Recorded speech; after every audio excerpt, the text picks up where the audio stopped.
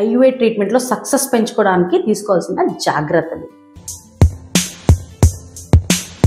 Hello friends, నేను మీ doctor Durga ఉబైట్ల. కొంతమందికి first time IUI చేయించుకున్నప్పుడు success రాకపోవచ్చు. సో దానివల్ల డిసప్పాయింట్ అవ్వకుండా ఈ వీడియో చూడండి. దాంట్లో టిప్స్ గురించి చెప్తాను. సో దాంట్లో నంబర్ 1 వచ్చేసి ప్రాపర్ డోసేజ్. అంటే ఆ పేషెంట్కి ఫర్టిలిటీ ప్రొఫైల్ బట్టి మనము గొనాడోట్రోపిన్స్, క్లోమిఫిన్, లెట్రోజోల్ డోస్ అనేది డిసైడ్ చేయాలి. దానికి క్లినికల్ నాలెడ్జ్ ఉండటం చాలా ఇంపార్టెంట్.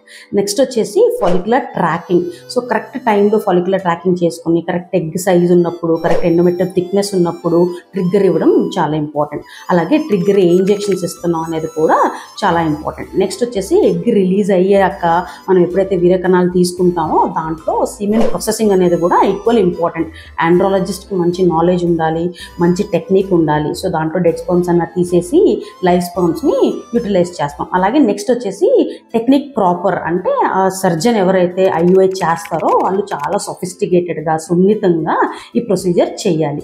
సో నెక్స్ట్ వచ్చేసి ప్రొసీజర్ అయిపోయిన తర్వాత ఒక 10 minutes బెడ్ రెస్ట్ తీసుకోమని చెప్తాం. అది కూడా చేస్తే ఇంప్రూవ్మెంట్స్ ఉంటాయి. అలాగే న్యాచురల్గా ఇంటర్కోర్స్ ట్రై చేసినా కూడా కొన్ని స్టడీస్లో ఎక్కువ సక్సెస్ ఉన్నట్టు చూపిస్తున్నాయి. దాని తర్వాత ప్రొజెస్ట్రాన్ సప్లిమెంట్స్ చాలా ఇంపార్టెంట్ లూటియల్ ఫేజ్లో. సో దానివల్ల కూడా ఇంప్రూవ్మెంట్స్ ఉంటాయి. సో అందుకని ప్రొజెస్ట్రాన్ మెడికేషన్స్ స్కిప్ చేయకుండా యూస్ చేయండి. ఆ తర్వాత స్ట్రెస్ ఇవన్నీ కూడా తగ్గించుకోవాలి. ఎందుకంటే సక్సెస్ రేట్స్ స్ట్రెస్ మీద ఎంతో ఆధారపడి ఉంటుంది. అలాగే ఒకవేళ ఒక సైకిల్లో 2 cycles ఫెయిల్ అవుతే వదిలేయకుండా బ్యాక్ టు బ్యాక్ ట్రీట్మెంట్స్ తీసుకుంటే మీ సక్సెస్ రేట్స్ అనేది ఇంప్రూవ్ అవుతాయి.